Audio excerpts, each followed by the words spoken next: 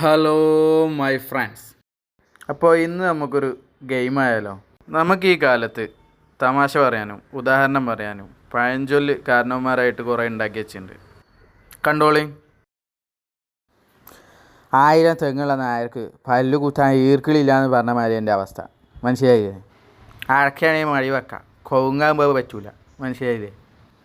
ആനക്ക് മത ഇളകിയാൽ ചെങ്ങൾക്ക് ഇടാം, ചെങ്ങൾക്ക് മത ഇളകിയാലോ?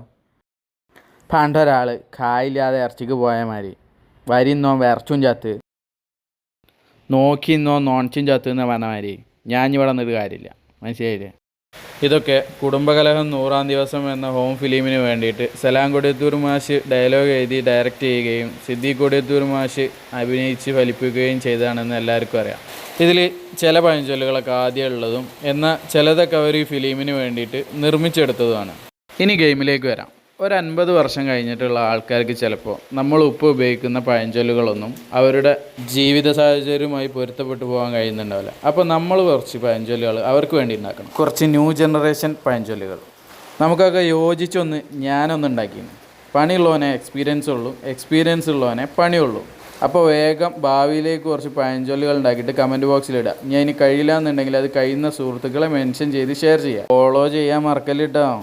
ആയുസുണ്ടെങ്കിൽ നാളെ കാണാം.